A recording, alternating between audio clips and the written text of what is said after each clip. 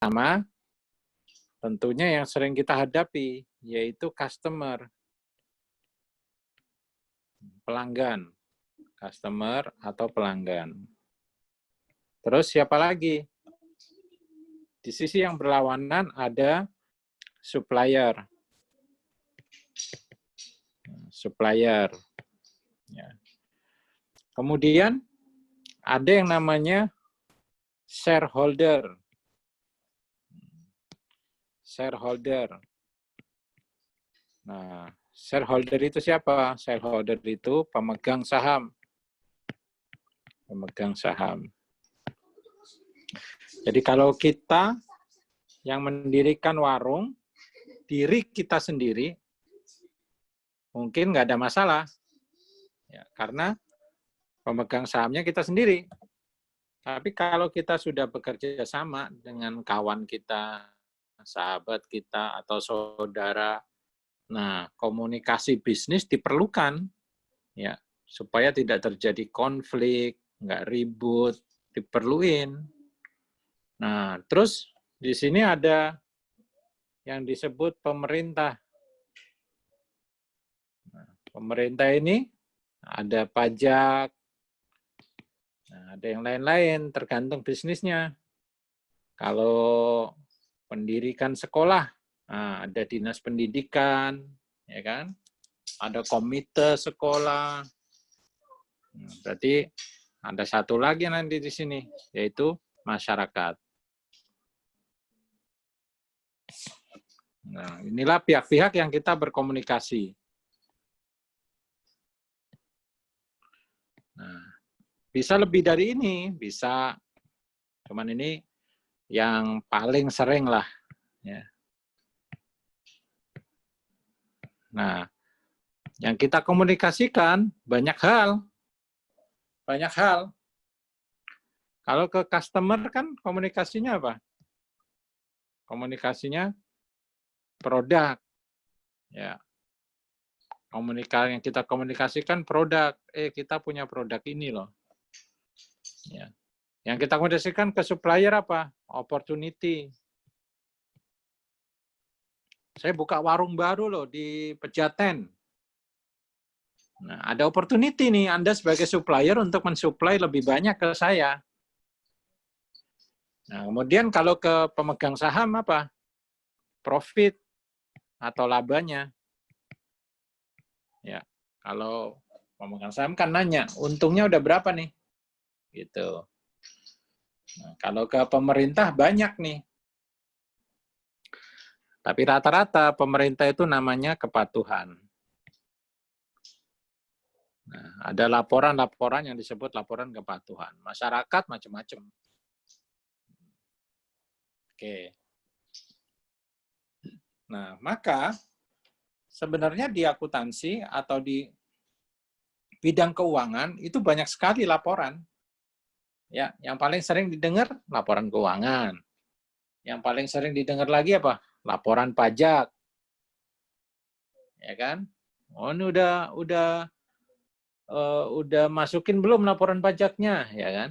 Nah, itu produk dari jenis-jenis laporan keuangan.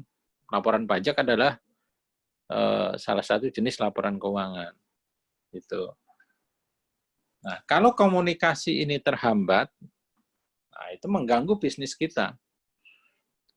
Apapun bisnisnya dan sebesar apapun, walau kecil pun, kalau kita tidak komunikasi dengan baik dengan shareholder, nggak jadi besar bisnisnya. Coba bayangkan, baru sekali proyek untung, udah berantem sama pemegang saham yang lain. Nah, itu karena apa? Karena komunikasi dengan pemegang saham nggak bagus. Nah, kalau kita bicara pemegang saham, ya, pemegang saham ini bahasa lain juga adalah investor ya. Kalau dia proses masuk, dia disebut investor. Kalau dia sudah sah, namanya pemegang saham. Orang investasi. Nah, kebanyakan yang dibahas itu di sini. kebanyakan ilmu akuntansi itu bermainnya di sini, yang disebut laporan keuangan. Ada akuntansi yang berlaku, yang tadi dipelajari di video YouTube-nya. Nah, itu adalah bagiannya lebih banyak di sini. Kalau ke customer, kita nggak ngasih laporan keuangan. Ya kan? Kalau kita beli di Alfamart, belanja gitu, kan kita nggak nanya, laporan keuangannya mana Mbak? Gitu kan nggak. Ya kan? Yang kita tanya apa? Diskonnya apa? Yang mana ada promo? Tuh. Kepada supplier juga kita mungkin nggak ngasih laporan keuangan. Nah, kepada masyarakat juga, kecuali perusahaan publik, perusahaan yang terbuka. Nah, kemudian laporan keuangan juga diberikan ke sini, ke pajak. Nah, cerita pajak nih macam-macam. Ada yang punya konsultan pajak dalam rangka supaya pajaknya nggak besar. Banyak tuh. Ya. Gimana caranya laporan keuangannya diatur sedemikian rupa supaya pajaknya nggak gede. Ya, sering dengar nggak cerita kayak gitu? Ya, ya boleh nggak kayak gitu? Sebenarnya mengedit laporan keuangan untuk pembayaran pajak itu nggak apa-apa, dalam rangka supaya membayar pajak kita itu wajar. Nggak apa-apa. Tapi kalau dalam rangka seirit mungkin gitu, ya nggak usah gitu-gitu amat juga sih. Kan itu kewajiban kita juga bayar pajak. Nah, jadi di sini letaknya gambarnya. Kalau kita bicara laporan keuangan, sekali lagi, maka lebih banyak laporan keuangan itu yang warna kuning ini, yang horizontal. Dia ke pemegang saham, dia ke pajak. Oke, jadi kalau mau nyatet, silakan nyatet. Kalau mau nyatet plus makin ini, bisa pakai screen capture ya. Bisa pakai screen capture. Ya, nah saya lanjutkan. Kalau kita bicara laporan keuangan, maka ada berapa informasi yang kita sampaikan. Ya, ini sementara saya pindah dulu ya. Oke. Nah, laporan keuangan. Tekniknya nggak saya ajarkan malam ini. Tapi ini ngasih tahu aja laporan keuangan itu isinya apa. Nah, bagi teman-teman yang dulu ikut coaching camp khusus akuntansi, silakan dibuka lagi materinya. Atau bisa melihat di YouTube saya itu lengkap. Tapi kita lihat dulu, kenapa laporan keuangan itu bisa jadi bahasa bisnis, jadi alat komunikasi. Karena dia menyajikan informasi-informasi. Nah, jadi dia menyajikan informasi.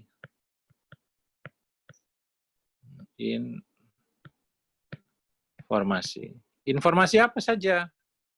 Nah, satu, informasi tentang harta atau disebut dengan aset. Nah, yang kedua, informasi tentang hutang. Yang ketiga, informasi tentang pendapatan. Jadi omsetnya, omset kita tuh berapa? Ada informasi apa lagi?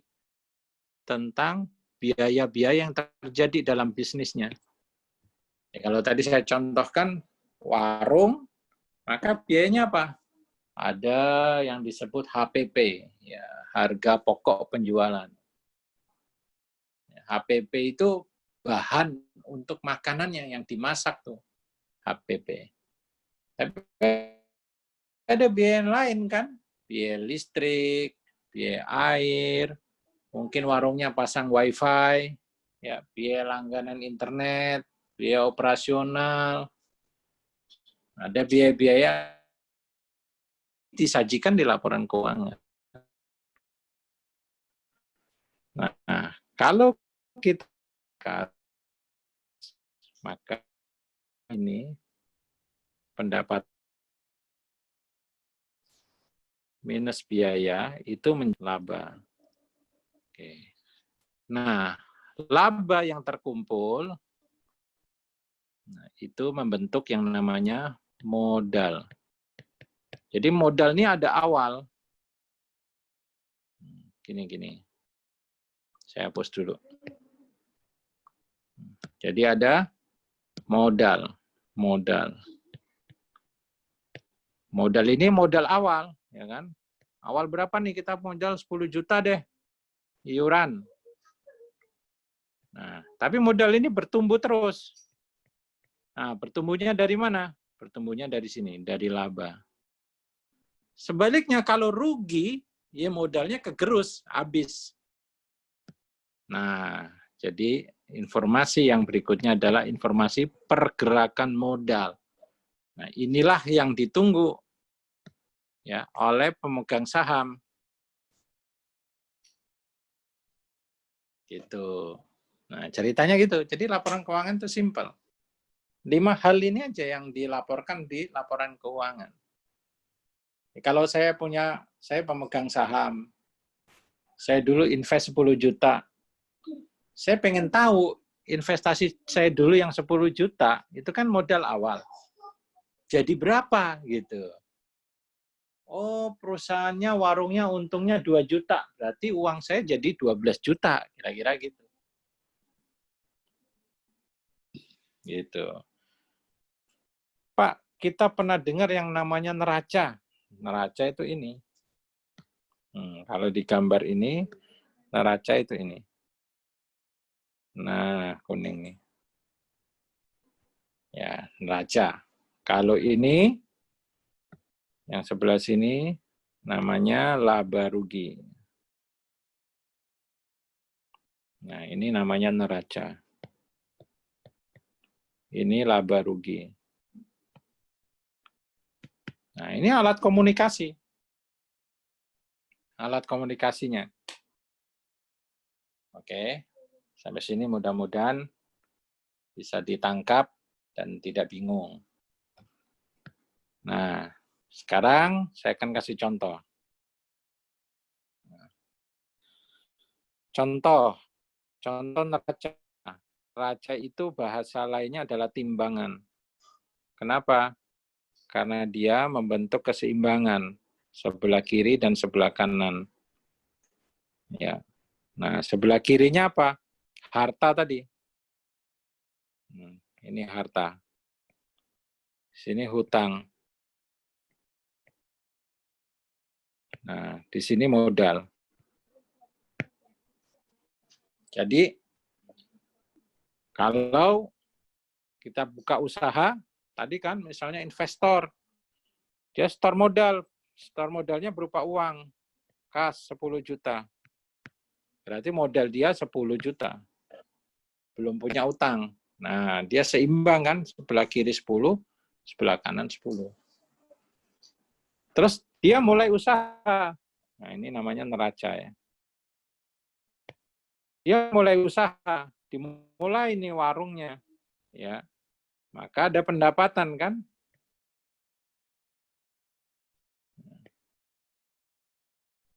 Ada pendapatan. Misalnya pendapatannya 100. Ada biaya-biaya. Biayanya misalnya 90. Berarti dia ada laba sebesar 10. Gitu. Nah, laba sebesar 10 ini nambahin sini. Nambahin modal. Nah, sehingga saya nih sebagai pemegang saham, oh, uang saya nambah 10. Ya. Sebelah sini ya labanya kan berupa kas, nambah 10 juga. Oh, modal saya yang dulu 10 sekarang jadi 20. Nah, terkomunikasikan dengan baik. Ya. Kalau nggak ada ini, nggak ada namanya apa laporan keuangan ini laba rugi. Ya, kita tanya, misalnya kalau kita yang bukan yang ngelola warung ya, kita cuman ngasih modal, tanya kan, Mbak, jadi warungnya untung nggak nih? Ya ini sih masih ada uang, Pak. Masih ada uang itu belum tentu untung. Ya. Tapi dengan begini, nah, kan diceritakan, oh ini Pak neracanya, ini laba ruginya. Coba. Nggak perlu cerita panjang lebar, langsung paham kan? Oh pendapatannya 100. Oh biaya-biayanya 90. Alhamdulillah masih profit. Berarti modal yang saya tanam itu nggak hilang. Jadi sesuatu, bahkan udah nambah. Karena modal yang saya tanamkan dulu sudah menghasilkan profit. Nah, itu komunikasi bisnis. Ya, kembali ke yang gambar awal, itu komunikasi bisnis ke siapa? Ke pemegang saham. Nah, bisa juga laporan ini tadi kita jadikan sebagai alat untuk mencari pemegang saham baru. Kan kita pengen ekspansi nih warungnya. Kita tunjukkan ini.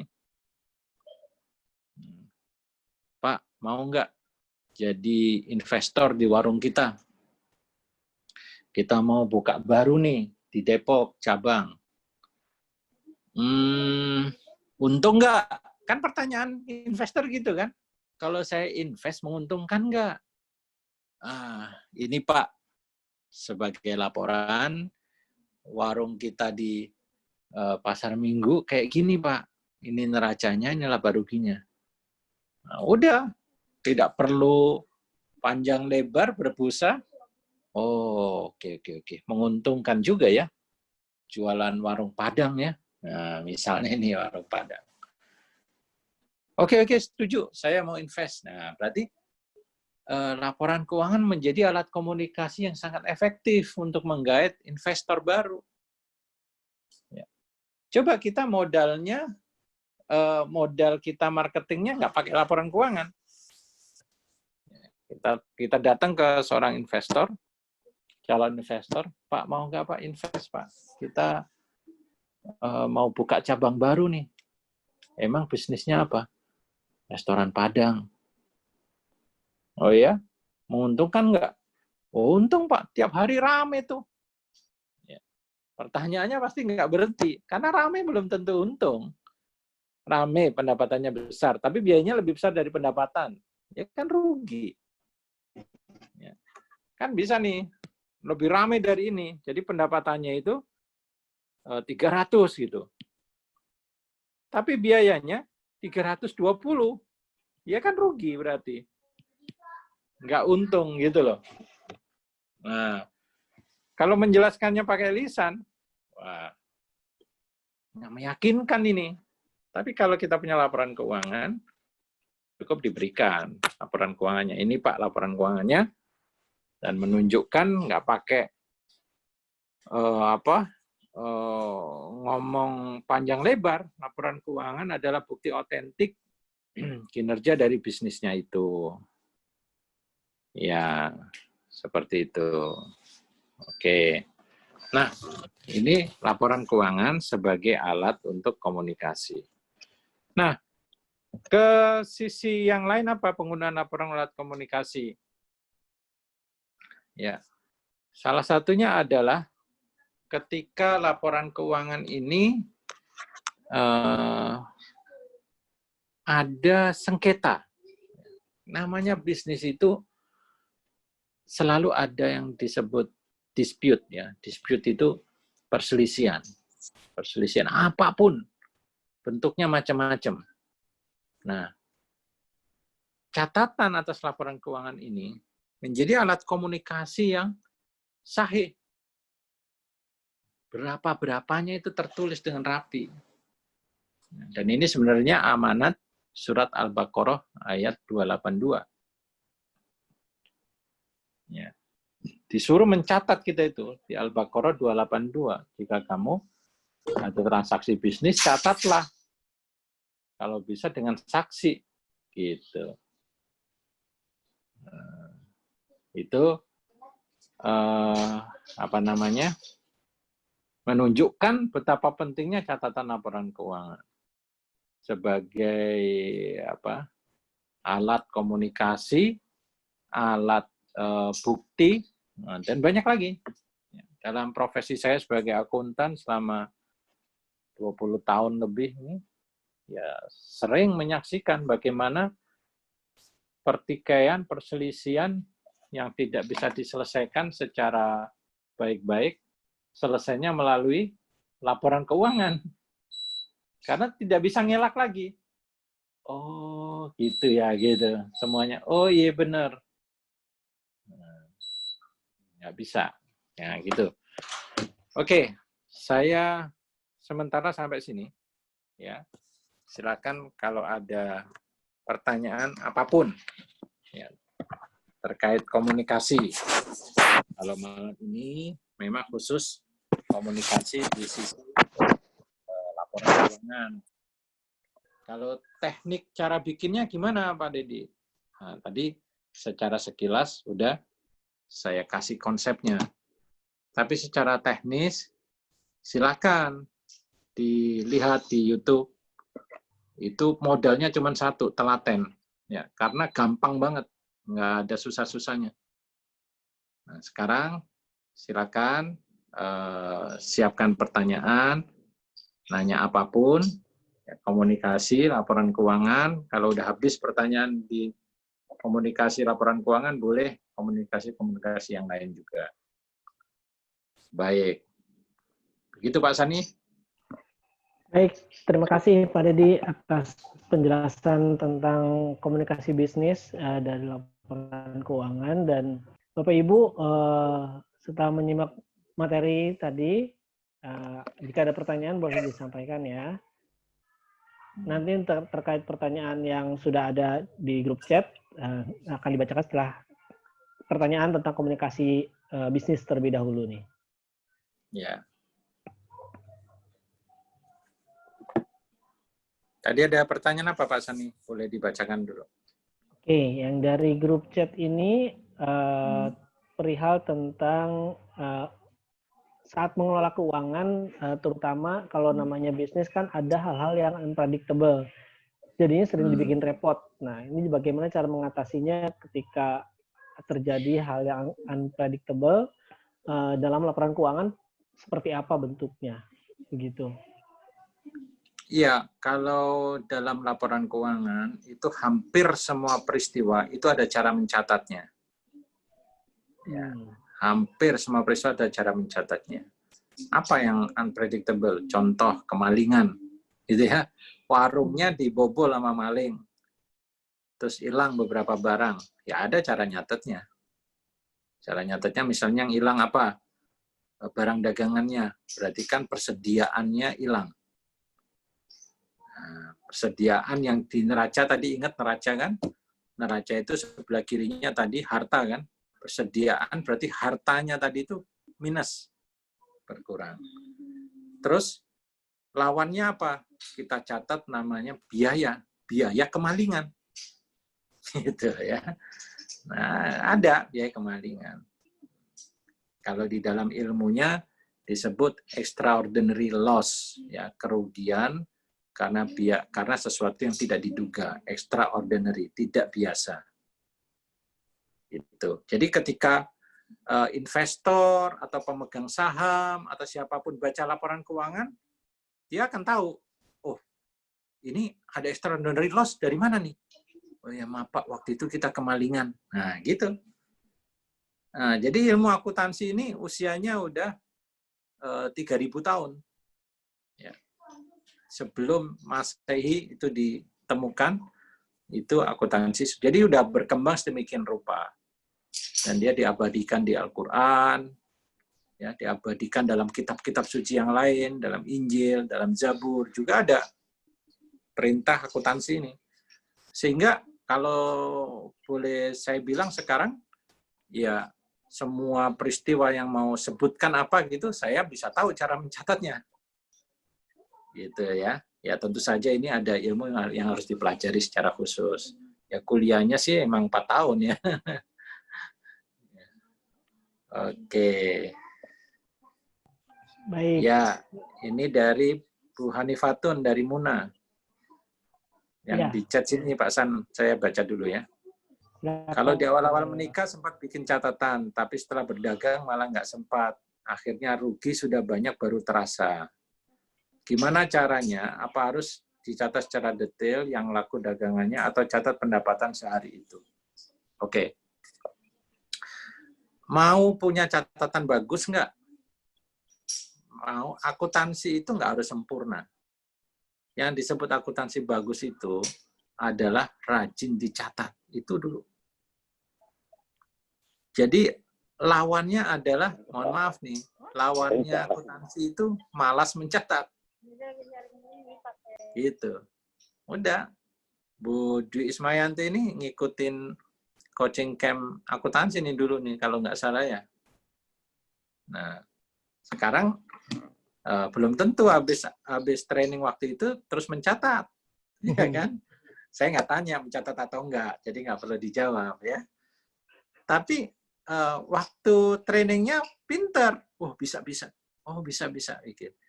Terus sebulan kemudian ketemu saya lagi, gimana neracanya? Udah lupa cara bikinnya, kenapa? Karena nggak dicatat. Jadi memang musuhnya cuma satu, tidak mencatat. Jadi Bu Hanifatun, silakan dimulai lagi Bu. Ya. Nah, kalau pertanyaannya seperti tadi, nggak apa-apa, mulai aja dengan catatan pendapatan per harian. Jadi kan catatannya gampang tuh, namanya gelondongan ya. Per hari laku berapa? Per hari. Nah, kalau lebih bagus lagi, ya setiap terjadi transaksi catat. Tuh. Ada tekniknya kan, kita sambil jualan Pak, susah nih ambil nyatet. Nah, catat dulu di kertas apapun di situ, catat dulu. Nah, nanti begitu selesai tutup, sore atau malam dipindah ke buku yang rapi. Gitu. Nah, saya sama Bu, Ibu bilang awal-awal menikah sempat bikin catatan.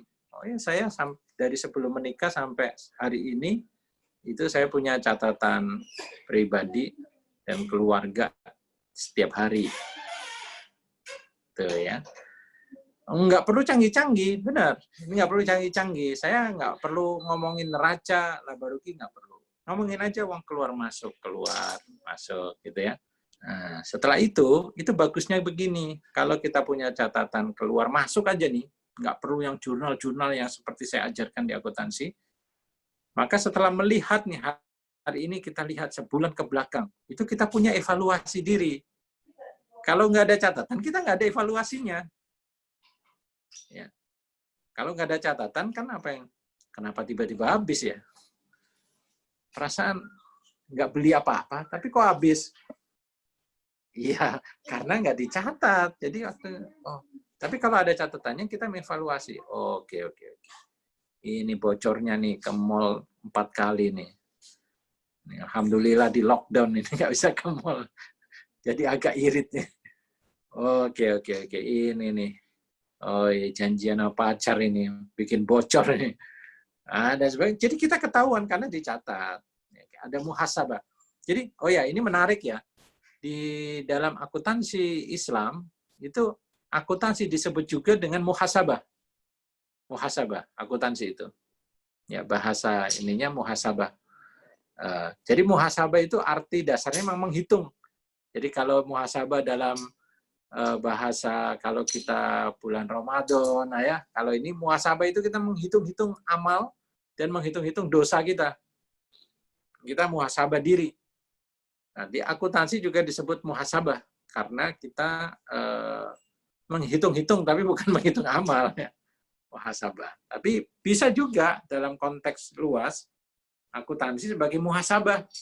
Bahasa kita evaluasi diri. Oh iya. Lebih besar pasak daripada tiang nih. Pantesan aja nggak ada tabungan. Ya, tapi kalau nggak pernah nyatet kita nggak bisa ngomong gitu. Ya. Gimana dananya, uang gajiannya? Nggak tahu, entah kemana bocor. Ini bukan bocor, dibelanjain. Oke. Ya, berikutnya Pak Sani. Baik, ini ada pertanyaan sih melanjutkan tadi mungkin mencontohkan Teh Dwi. Nah, ini pertanyaan kebetulan dari Teh Dwi juga tentang sering terjadi kekeliruan ketika mengkelompokkan dan mengidentifikasi informasi keuangannya. Nah, mungkin itu yang menjadi kendala menulisnya mungkin nih. Apakah begitu Teh Dwi nih? Boleh ditanyakan langsung apa yang menjadi kekeliruan itu seperti apa nih yang terjadi? Ya, silakan. Siapa? Dari Teh Dwi Ismayanti. Silakan Teh. Teh, silakan. Ya, gini Prof, terkadang salah apa ya mendefinisikan informasi keuangan itu gitu. Kadang harus masuk ke biaya, tapi malah bukan maksudnya ke aset gitu, Prof. Di situ kadang selalu keliru. Ya, itu aja, Prof. Iya, nggak apa-apa. Kalau keliru berarti mempraktekkan. Ya, itu lebih baik daripada nggak pernah keliru. Tapi nggak pernah kelirunya karena nggak praktek, karena nggak nyatet. Nah, berarti itu sebuah langkah yang bagus, ya. Sudah mencatat. Tapi kemudian ada kekeliruan. Nah, dibuka lagi pelajarannya. Gitu udah tipsnya. Oleh karena itu, catatan dalam belajar itu penting. Udah, jawaban saya itu, buka lagi pelajarannya, udah. Iya. Iya, Prof. Tapi bagus, Kasih, Prof. keliru berarti sudah mempraktekkan. Gitu ya. Berikutnya. Baik, Bapak Ibu silakan untuk yang bertanya langsung terkait komunikasi bisnis, boleh fitur suaranya diaktifkan untuk bertanya secara langsung. Dari Pak Happy, apakah ingin bertanya, Pak Happy?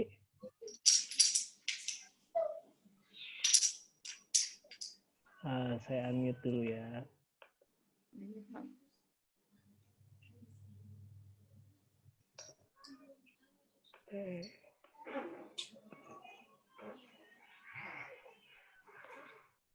Nah. Oke Pak, coba di unmute. Ya, silakan. Mau nanya, ini biasanya kalau dalam bisnis kecil-kecilan, nah, ini yang kadang tidak terhitung apa terlewatkan itu biasanya adalah modal atau tenaga kita itu tidak dimasukkan dalam perhitungan, ya istilahnya dalam modal atau dalam biaya. Nah itu biasanya salah dalam menentukan atau menafsirkan harga jual. Itu gimana itu Prof solusinya? Iya, betul sekali. Jadi ada dua hal ya, ada dua hal yang sering terlewatkan. Yang pertama, itu kita harus memisahkan uang pribadi atau uang keluarga dengan uang bisnis. Jadi kalau kita buka usaha, contoh saya balik ke contoh warung ya, soalnya paling gampang. Ya bisa contohnya bisa apa aja. Nah, maka kita harus pisahkan, ini uang keluarga, ini uang warung. Nah, nggak boleh dicampur. Nah, tapi kita yang jadi direkturnya kan. Direktur warungnya kan kita. Kita direktur iya, tukang masak iya, OB iya. Ya, karena kita berdua sama istri misalnya, sama suami. Ya, kita yang merangkap-rangkap. Kita direktur utama, direktur keuangan, direktur marketing, direktur produksi. Ya, itu yang masak, yang memasarkan, dan lain-lain.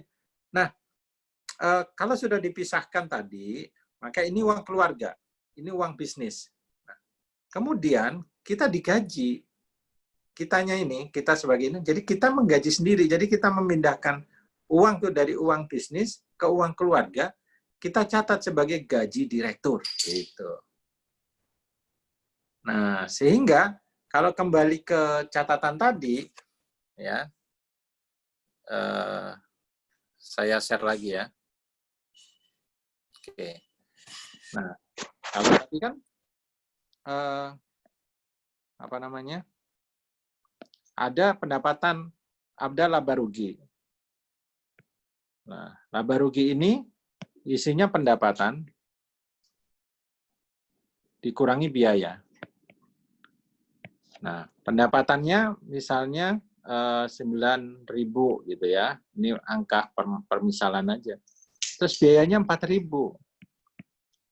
Oh, untungnya 5.000. Nah, tapi kita belum memasukkan gajinya kita nih sebagai tenaga di kita. Jadi, kalau sudah dipisahkan, nah, kita digaji, Pak. Yang proporsional, yang sesuai. Nah, berarti ini nggak 4.000 lagi nih. Misalnya kita menggajinya 2.000. Berarti ini menjadi 6.000 biayanya. Berarti untungnya sebenarnya 3.000. Nah, satu sini. Yang kedua, dengan kita memasukkan biaya 6.000, betul sekali yang tadi kata Pak Happy. Nah, ini akan mengkoreksi harga jual. Harga jual. Contohnya tadi, satu piring ya, satu piring, satu porsi makan, ya kita hitung biaya nasinya, biaya lauknya, biaya sayurnya. Oh, 6.000 per porsi. 6.000. Nah, untung nggak 6.000 ini? Ini kan biaya-biayanya nih. Kita jual 7.000. Ya. Kita jual 7.000. Untung nggak nih? Untung 1.000. Oh, salah. Karena yang tadi dia masih pakai asumsi 4.000. Nah, gaji kita belum dimasukin. Gitu. Nah, kalau gaji kita dimasukin, dia naik jadi 8.000. Gitu ya. Jadi dari sini kita melihat bahwa ada kedisiplinan. Yang pertama tadi, kedisiplinan kita dalam memisahkan antara uang keluarga, uang pribadi dengan uang bisnis. Kemudian setelah itu aliran uang ke diri kita, misalnya nih, jangan sampai punya warung terus anak minta jajan. Ya. Ma, mau jajan, beli bakso sebelah. Ambil aja tuh di laci warung. Ambil, dah itu salah. Harusnya dia ambil dari mana? Ambil dari uang pribadi. Yang dari gajiannya, karena dia direktur warung itu. Jadi pertanyaannya Pak Happy tadi bagus sekali.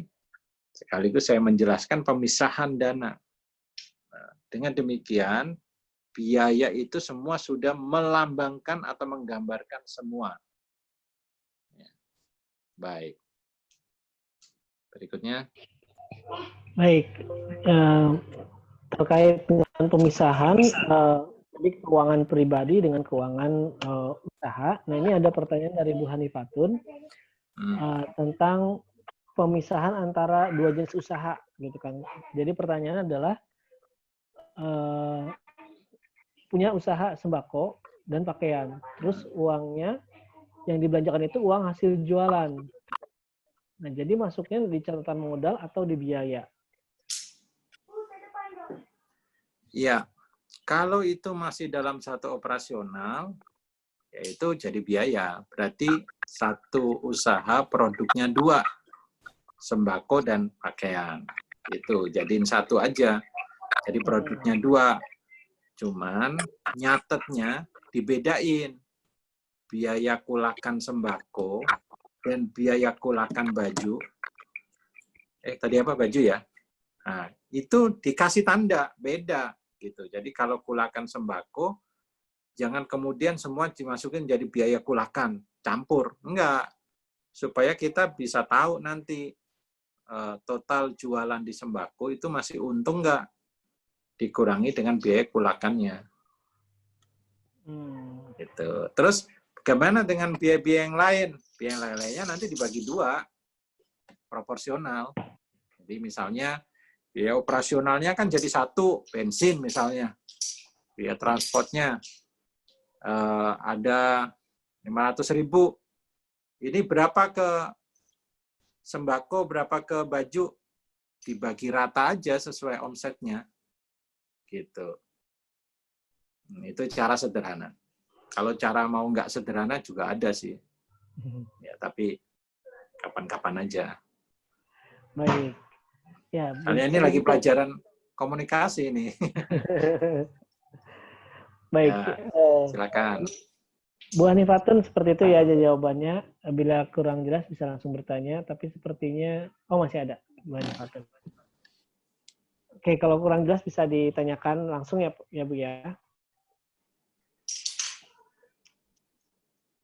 Baik, mungkin kita beralih ke yang pertanyaan ada dari grup ini, bagaimana Pak Dedi? Oke, yang mana? Silakan. Oke, yang nomor 4 mungkin ya. Pertanyaan tentang dalam pengelolaan keuangan pribadi atau perorangan, tips dan trik dalam pembagian untuk kebutuhan primer, tabungan, investasi, serta keperluan tidak terduga, misalnya sakit, gitu kan. Mungkin bisa menggambarkan persentase dalam pengelolaannya. Ya, jadi persentase itu tidak ada patronnya, tidak ada pakemnya, tidak ada pakemnya. Tapi yang pasti, yang paling penting itu adalah kedisiplinan kita dalam alokasi.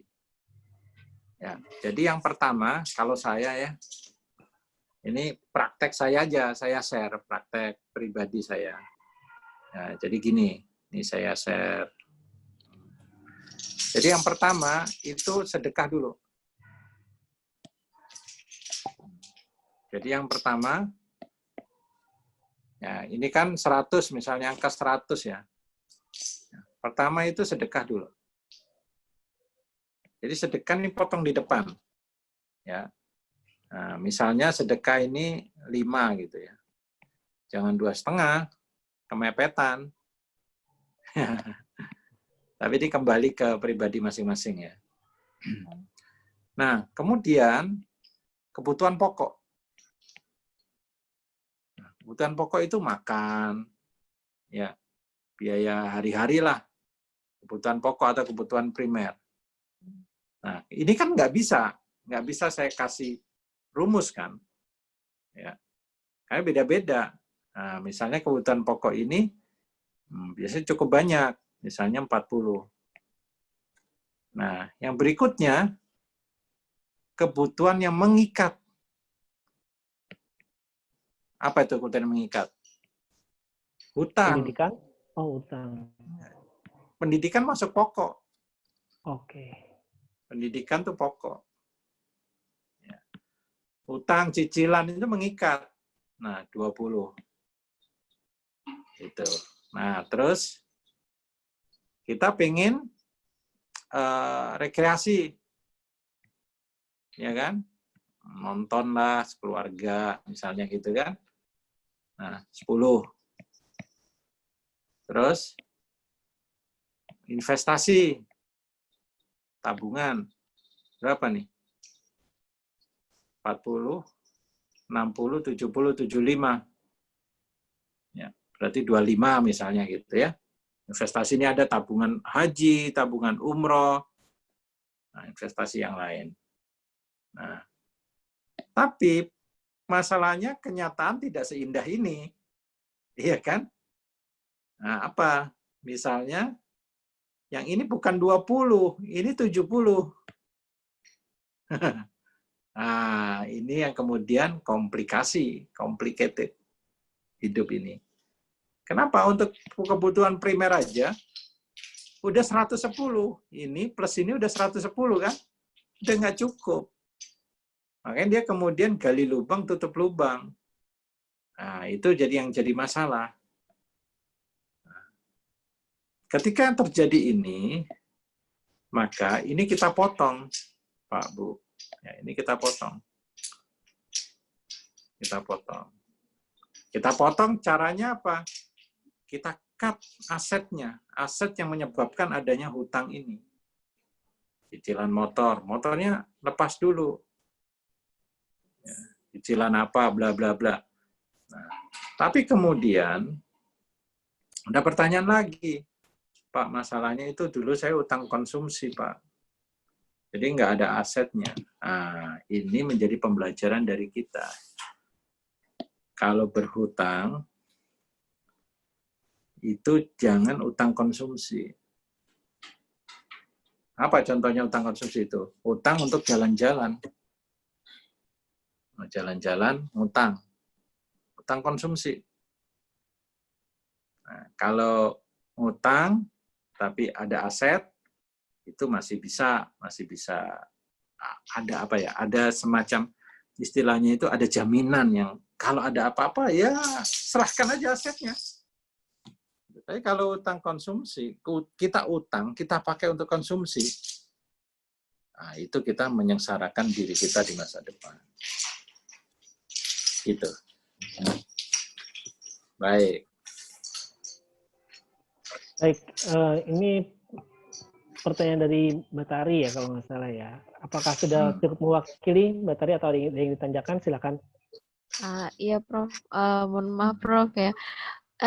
Penjelasannya sih udah gamblang banget, cuman yang di masalah komplikasi ya alhamdulillah enggak ya. Sampai 70% ada utang begitu. Iya. Cuman kalau karena banyak yang begini saran dari Prof Dedi tadi, kalau hutang nih sampai 70, iya, kalau sampai 70% emang komplikasi banget. Komplikasi banget. Cuma kalau menurut saya sih udah jelas banget, terus ya segitu proporsinya. Kalau untuk sedekah itu memang harus dilebihin ya Prof. Konsepnya dari Prof Dedi nih, boleh ditiru nih. Bagus. Maksudnya menginspirasi banget. Makasih Prof. Jawabannya cukup gamblang dan bisa dipahami. Ya, tentang sedekah itu dilatih aja, dicoba aja. Dicoba. Pertama 2,5%. Setelah 2,5%, ternyata nggak miskin juga nih sedekah 2,5%. Cobain 5%. Naik. Coba 5%, ya, kok kayaknya baik-baik aja kehidupan gitu ya. Cobain lagi 10%. Kok kayaknya karir makin meningkat nih 10%. Gitu. Jadi cobain. Yep. Jadi ilmunya pakai ilmu trial lah ya. Iya. Tapi biasanya ketagihan. Selama ini sih masih nyoba di 2,5 ya, Prof. 2,5 itu diwajibin dulu, cuman yang lain mungkin sedekahnya tanpa sengaja, tanpa planning gitu. Oke. Ya itu dipertahankan. Oke. Makasih Prof. Baik. Yuk. Baik, ya alhamdulillah kita sudah hampir di penghujung waktu, tersisa waktu masih ada 5 menit lagi. Bagi Bapak Ibu yang ingin bertanya boleh silakan bertanya untuk 1 atau 2 pertanyaan terakhir boleh ya. Silakan Bapak Ibu yang ingin bertanya kembali. Oh Pak Happy, silakan Pak Happy, ada yang ingin bertanya kembali, boleh. Prof, pada titik mana bila kita berbisnis, kita bisa berinvestasi. Misalnya kita sedang berbisnis tadi yang dijelaskan, misalnya toko kelontong atau apa. Nah, di lain sisi, pada titik mana dari uang atau dari keuntungan usaha tersebut itu kita investasi. Misalnya, wah ini kok di tengah jalan ada orang yang mau ngejual tanah dengan harga yang relatif lebih murah dari yang lainnya, atau ngelihat pergerakan harga logam mulia sedang turun. Itu pada titik mana kita bisa memutuskan keuntungan kita atau perputaran uang di usaha kita itu kita gunakan untuk investasi. Terima kasih. Ya, baik. Jadi Pak Happy dan teman-teman semuanya, ini tergantung jenis investasinya. Gitu. Nah, kalau investasinya tadi contoh tanah, maka itu hanya bisa dilakukan kalau modal kerja kita udah aman setahun. Gitu. Ini kira-kira bisnis ini berputar, bagus, marginnya bagus, kira-kira setahun aman deh. Nah, itu boleh ke tanah. Karena tanah itu, kalau kita beli, jualnya nggak mudah. Kalau ada apa-apa, gitu ya. Tapi kalau ke emas, itu sih jauh lebih fleksibel. Karena kita menjual emas itu mudah. Minimal itu digadein emasnya. Ya, menggadaikan emas itu kan gampang, relatif gampang. Kita balikin ke tokonya, ya kita rugi sedikit, nah kita bisa dapat uangnya kalau ada apa-apa, gitu ya. Nah, kenapa? Karena sifat investasi ini harus kita identifikasi dulu. Investasi itu ada macam-macam. Ada investasi yang namanya financial, itu contohnya deposito, ya. Contohnya sukuk, itu investasi. Ini adalah investasi yang reksadana, ya, reksadana syariah. Itu. Ini adalah investasi yang namanya investasi finansial. Itu dicairkan sewaktu-waktu, itu bisa. Jadi aman. Kita mau, bisnis lagi goncang, kita butuh modal kerja bertambah. Nah, kita cairkan deposito bisa. Meskipun belum waktunya kena denda dikit, ya oke lah, gitu. Masih bisa kita tolerir. Tapi kalau investasinya di tanah, kita harus berpikir dulu nih, tunggu dulu. Jangan ada uang lebih, tetangga nawarin tanah, hajar. Nanti bisnis kita goyang, kita nggak ada cadangan, ya karena jual tanah tidak semudah mencairkan emas. Nah, begitu. Oke. Terakhir, silakan.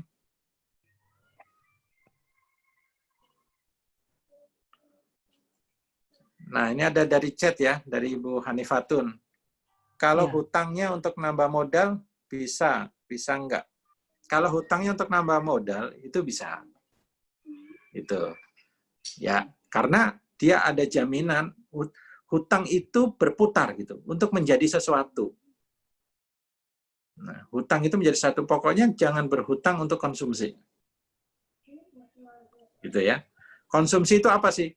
Pengertian konsumsi. Konsumsi itu adalah sesuatu yang habis pakai. Habis pakai. Ya. Atau untuk satu aset yang nilainya turun dengan cepat. Kalau mobil, motor, masih oke. Furniture mungkin ya? Furniture masih oke juga. Ya. Apa yang nggak bisa dijual apa? Panci bisa dijual. Ibu-ibu nih yang ahlinya kan. Ada kredit panci tuh. Ya kan? Bisa aja sih ya panci. Nanti dijual lagi ke tetangga ya. Tapi yang telek-telek itu kayak jalan-jalan, beli handphone. Nah, itu juga bahaya tuh. Karena handphone sekarang ini ya, harganya jatuhnya parah. Ya. Jangan karena beda apa namanya tuh kamera tuh apa namanya pixelnya lebih bagus, ada yang baru, pixelnya lebih bagus, ganti handphone, belinya nyicil lagi kan, wah terjebak kita, susah gitu. Ya, tergoda kamera jahat itu namanya. Iya. Ya, nah tapi jangan lupa kita itu sebagai orang yang beriman, kita selalu sandarkan kepada ibadah kita, karena yang jagain kita itu ya ibadah. Ya, yang disebut dengan ihdinas syiratal mustaqim. Ya, kita mendapatkan huda, mendapatkan petunjuk, sehingga langkah kita kalaupun terpaksa berhutang itu tepat ke orang yang tepat, ke pihak yang tepat gitu, untuk kepentingan yang tepat. Nah, itu yang jagain kita itu bukan teman, nggak ada itu lagi utang terus teman jagain kita, nggak ada. Oleh karena itu segala sesuatu dialogkan dengan Allah Subhanahu wa taala. Oke. Baik, mungkin pesan tadi sekaligus pesan penutup ya. Pak Deddy, tepat banget jam 9 malam hari ini kita sudah di waktu akhir acara kita malam hari ini. Terima kasih banyak Pak Deddy atas ilmu yang bermanfaat dan banyak sekali insightful yang kita terima ya. Baik Bapak Ibu, mungkin kita nanti bisa bertanya di lain kesempatan.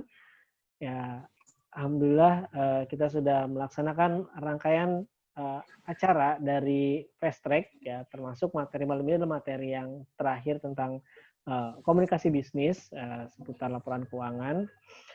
Dan mungkin apakah ada tugas, Prof, untuk kami? Mungkin memastikan dulu apakah ada tugas. Apabila ada tugas, kita akan kerjakan nih besok. Tugasnya ini tugas umur hidup sih. Tugas Ya. umur hidup. Tugasnya adalah, ini salah satu amanah juga dari Quran, ya, Al-Baqarah ayat 282. Nah, angkanya membentuk keseimbangan tuh. 8 itu kalau dibelah 2 seimbang, 282. Itu adalah ayat dalam Al-Quran yang terpanjang, karena dia satu halaman. Nah, amanahnya apa? Catatlah transaksimu. Nah, itu. Ya. Oke, silakan, saya hanya menyampaikan balihu ayah, ya, menyampaikan satu ayat. Tugasnya tugas seumur hidup, ya. Selamat mencoba, selamat berlatih, dan tetap tekun, ya. Saya rasa itu sama-sama juga, ini juga pesan untuk saya, diri saya sendiri dan keluarga. Makasih semuanya. Siap, terima kasih Pak Dedi. Tugasnya akan kita laksanakan seumur hidup, ya. Nanti kalau ketemu lagi pasti akan ditanya nih.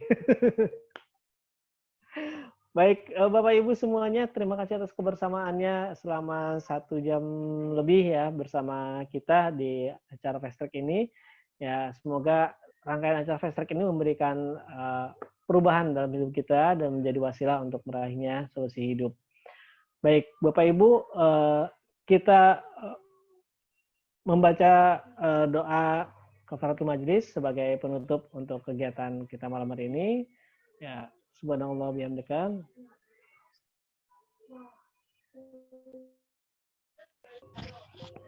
Ya, semoga kita semua selalu diberikan keberkahan dan dilindungi oleh Allah dan diberikan kelancaran serta kesehatan.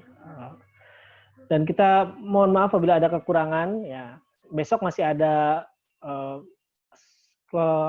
closing ceremony, ya, sebagai closing ceremony, ya, untuk acara Fast Track kita di bulan ini, khusus Fast Track kemerdekaan.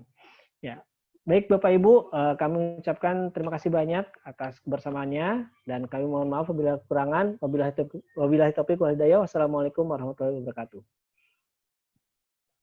Waalaikumsalam warahmatullahi wabarakatuh. Terima kasih Kak Denny.